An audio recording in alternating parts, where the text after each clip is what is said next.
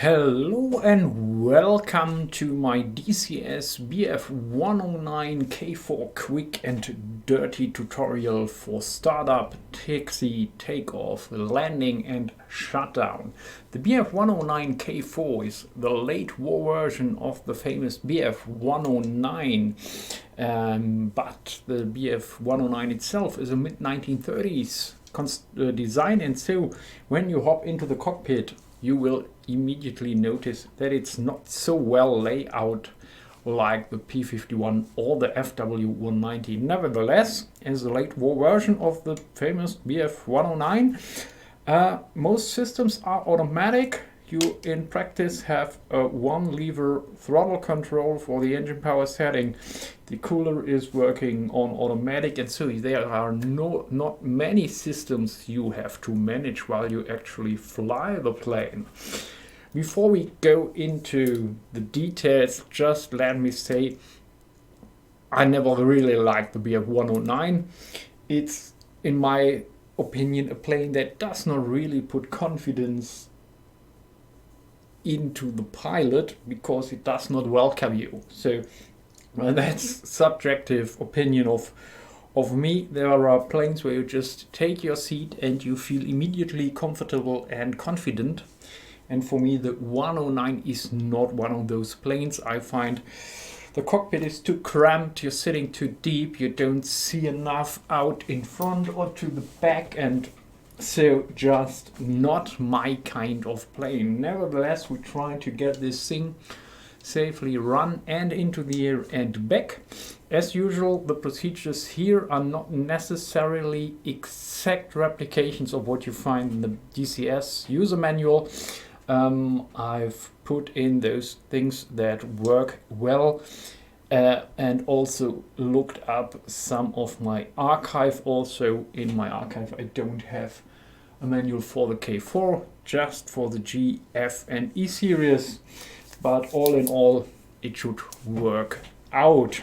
As usual, we start with a pre-engine start checklist, which is controls. Free and correct. Moving in the Bf 109, we close the canopy before we start the engine up.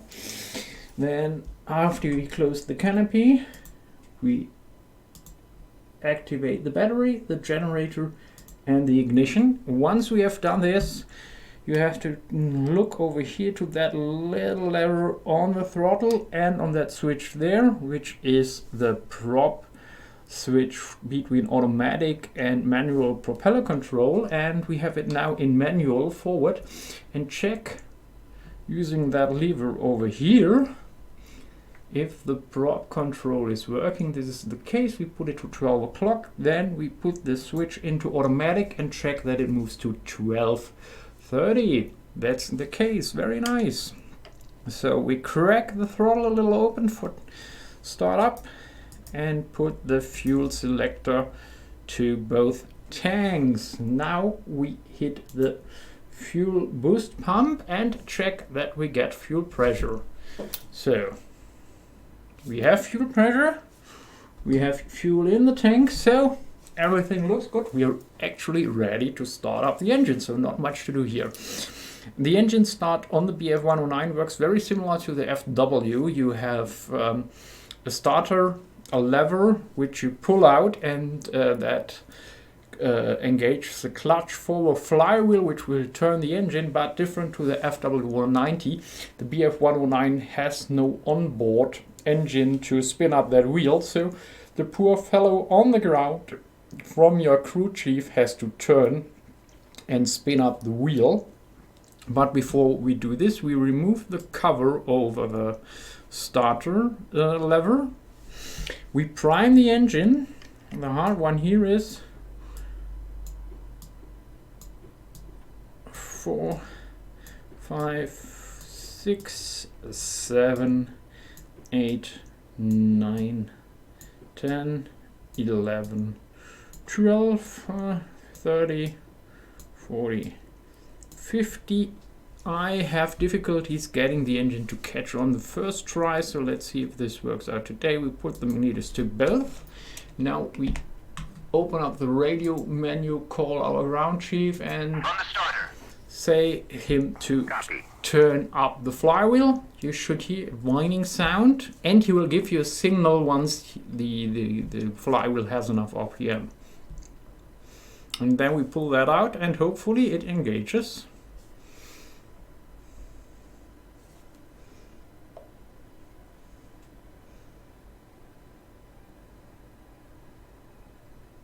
Clear.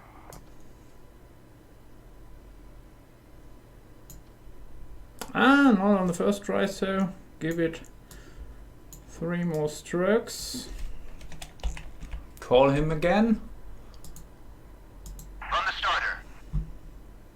Copy. Probably would work if I have, when I would have mapped the primer pump on a key and could prime while I pull that out.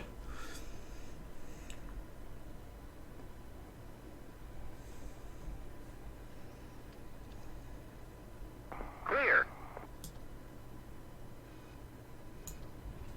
Now it runs. Put the cover back on. Immediately check for fuel pressure and oil pressure. And we will want to idle at not more than 600 RPM. So everything looks fine, sounds fine, great. So now that we have done that, first we check that both fuel tanks are working. So we put that to P1, check that we have fuel pressure there and that the engine keeps on running while the selector is in P1. Then we move it to P2, check the fuel pressure, works, engine runs, then back to both tanks. Very nice. So now that the engine has run for a while and the oil pressure is stabilized, we slowly increase the RPM. While we do so, we check if the oil pressure comes up also, which it does, you see here. And we see that the automatic for the prop is actually working. Very good. And next point is we can check if the cooler is working. We put it in open position and those, you see that flap over there, the top part of your cooler should open up, which it does, and then we move that to close. And it closes, so works on both sides. Back to automatic. Very good. Radio on. Lights on. pitot heat on. And we are ready to taxi. Okay, we still need a little of oil temperature here before we can taxi. So we can activate the MW50 main switch here. The view from the Bf 109 on the ground, because you're sitting so deep inside the cockpit, is not very good. You need to turn in wide S turns to see ahead. Be sure that before you taxi, the tail wheel is unlocked, which is here the back position like this. So now we got the temperatures here in the between the brackets, and so we can roll on. Taxi. Good thing about the Bf 109 is the CG on the ground is far enough behind the main wheels that the danger of nosing the plane over with the brakes is pretty low. Be careful nevertheless with the brakes. But there's nothing ahead. The advantage of a set-up training mission, you know. While we taxi, I can already explain we will do a run-up here, but the run-up in DCS does not really seem to work properly. Because for some reason the automatic propeller governor seems to interfere with the correct run-up and magneto check and leads to drops that are far beyond what should be acceptable. But usually the plane just will fly. We will do a run-up nevertheless, so we never miss a run-up. even if the things we see in it are not what we want to see. So temperatures look good, so let's line up for the run up. So, and then I will show you how this works. So run up, the manual of DCS says 2000 RPM and then a drop of not more than 200. Just let's show it here. We go to 2000 and you see how the automatic prop control is working. And now if I go to magneto 2, you see it works, but the drop is like more like 500. Same on the other magneto. But the engine sounds good and comes back to life, so everything seems good. Then we also check if we achieve a proper boost pressure at higher RPM. And this looks good. Okay, so now back to idle, checking if idle works, which is pretty low in the Bf 109. Yes, and back to around 600-700, so engine is running smooth.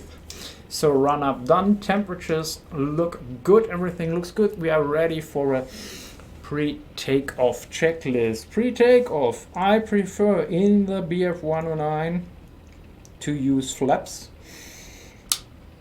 at around 50 to 20 degrees. The indicator for the flap is marked on the flap over there, you see. So this looks good. Then we use +1 on the elevator trim. Fuel tanks is to both, magnetos is to both, instruments are set, temperatures and pressures look good, all necessary switches are in and the canopy is closed and locked. For high flight we could open the O2 the O2 gauge switch, and then we should have oxygen pressure, but we actually don't need it. We won't go beyond pattern altitude. So how the takeoff in the Bf 109 K4 is performed, I prefer a full power takeoff actually, which is possible with the K4 using the MW50 injection. I will line up, be secure that the tail wheel is locked, the plane is properly lined up, stick fully back, then engage the brakes, throttle up to something like 2200, 2300 RPM, release the brakes and pretty quickly move the throttle forward. Not like slam it in, firmly move it forward to full power and then keep the plane straight. The difficulty on the Bf 109 is actually not that the main gear has such a small width, but the problem is that the wheels are inclined to the inside and not to the outside at the top. And so if the plane gets a tendency to go onto in one direction, this inclination actually helps increase that tendency. So you need to be very quick on the rudder to keep the plane straight, and might even need to put in quick some hit on the toe brake. So line up the plane properly, go straight, be sure that the tail wheel is straight before you log it. You see how nervous it is, twitchy. So this looks good. Lock the tail wheel, everything looks good. Hit the brakes, throttle up, stick back.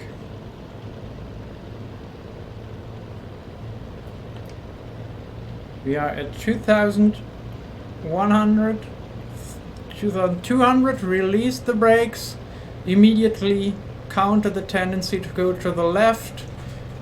MW kicks in, plane accelerates. With the increasing speed, slightly release the brake pressure, counter any tendency to swing either to the left or the right. Watch that the nose does not drop too much, and then lift off. Stabilize the plane. Gear comes up immediately. Throttle back, positive rate of climb to combat power. Best climb speed is 270 to 280 kph, very similar to the FW. When the gear is in, flaps up and retrim if necessary. Reduce to cruise power. Flaps are up. Retrim cruise power. 1.2 ATHA and 2100, 2200 RPM looks good. In flight there's not much systems to be managed. Actually, so the propeller is automatic. There is no mixture control that you can use. So just fly, watch the temperatures, watch the pressures. As long as there's nothing in there, you don't need to act. Keep in mind you only have a trimmable tail, a trim on the horizontal stabilizer. So if you see the ball is outside to the left or right, you have to correct that with rudder input, and you don't have a trim there. The same with rollings, tendencies, no aileron trim, so just use your stick. For the approach, I will do an overhead approach as in the other tutorials. You actually need to throttle back quite a lot to get the speed out of the Bf 109. The limiting speed for the gear and the flaps is 350 kph, and we want to deaccelerate to that. If you when you lower the gear and you lower the flaps, you have to retrim, putting down the gear, and then the flaps will give nose down trim moment, so you need to trim aft. So here we are, about 300 meters above the runway. That's good, so we can climb a little bit and reduce the speed.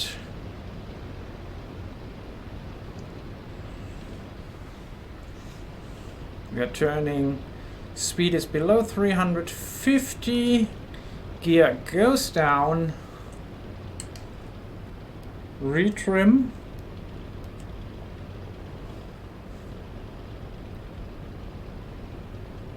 gear is down and locked, prop stays in automatic, the flaps go down, retrim again, and try to maintain a speed of around 250 in the pattern. Pattern altitude to 300 to 400 meters. It does not hurt if you come in a little bit too high in the Bf 109. If you have a steeper approach, you will actually see a little bit better, which helps with the landing. If you notice, like me here, for the distance I'm coming in a little bit, probably the altitude, I'm a little bit too far from the runway, then just keep your altitude. I'm turning base. In the base we want to deaccelerate to around 210 to 220 kph. I prefer the lower end because the Bf 109 has the tendency to float. So there we are, 220, a little high, but this allows for a good view. 210 now, turning into final, landing is down and locked, flaps down, everything looks good, and we aim for around 160 to 180 over the threshold. So here we are at 200. You see the approach is quite steep, but so in this case we see something. Once we come in here, look far, brake the glide, throttle to idle, and then hold the 3-point attitude, and she settles down. Slight tendency to go off to the right, stick full back. Tail wheel was locked the entire time, very important. And now keep the direction, keep her straight, stick full back, be careful with the brakes. But that worked out. The view in the final and in the flare is really bad. You don't have a lot of view in your peripheral vision. So you saw here I flared the plane out to 3-point attitude and I came in. It looked like I would come into short, but the plane actually floated down to the threshold. So keep that in mind when you fly with a Bf 109. On a long runway, no problem coming in at a slight altitude at the end of the runway. But on short runways, you have to keep in mind that the plane really floats, that it can be held off the runway pretty long, and the brakes are not strong. So that's very important on a short runway to do a proper approach and don't aim too far into the runway. So now after landing checklist, the flaps come up, we retrim to neutral, we unlock the tail wheel, and while we are at it we can start to taxi. Unless the real 109, we don't actually need to move the flaps by hand. So more comfortable here in DCS. While you're on the ground, before you shut the plane down, you want to have the engine actually cool down, which usually takes around 1 to 2 minutes on idle.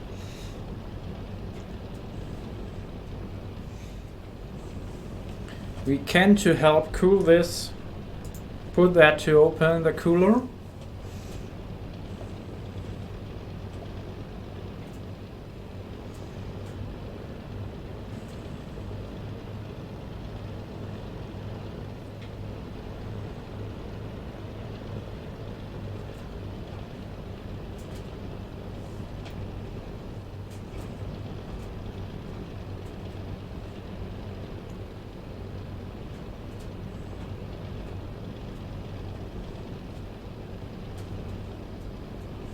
As usual, be careful while taxiing. Use S-turns to see ahead.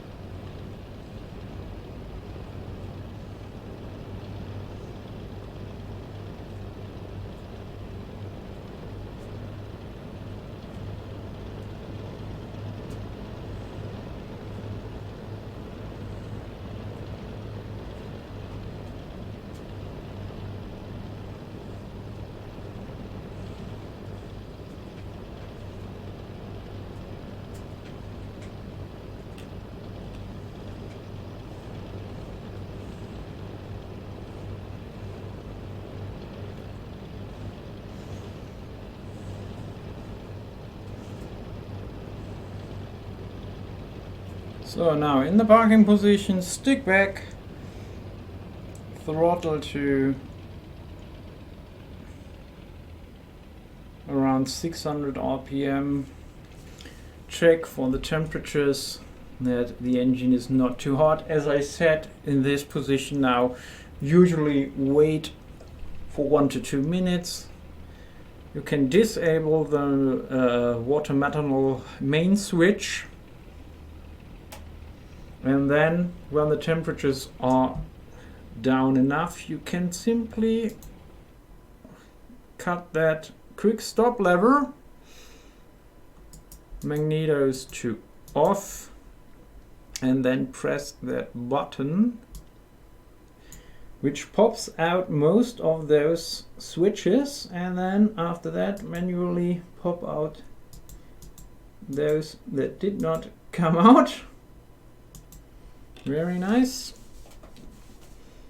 Put that back to automatic and that back to manual, and you're done. So guys, this was my quick and dirty tutorial for the Bf 109 K4 in DCS. I hope you enjoyed it and it's helpful for you to learn to fly and operate the Bf 109. Always happy landings and happy hunting, folks. See you here again in the future. Bye bye.